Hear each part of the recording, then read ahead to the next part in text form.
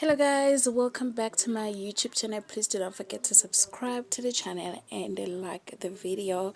Timing and Danny was involved in an accident and he was in coma for 5 months according to him. But according to Zitobile, Timing loves exaggerating things.